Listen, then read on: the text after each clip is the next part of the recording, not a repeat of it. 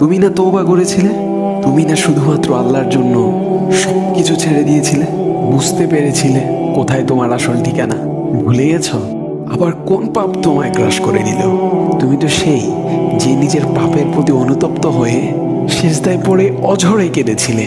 তাহলে আবার কেন দুনিয়ার ধোঁকায় পড়ে গেলে? কেন ভুলে গেলে কোথায় তোমার আসল গন্তব্য? তুমি কি হার মেনে নিয়েছো নফসের কাছে?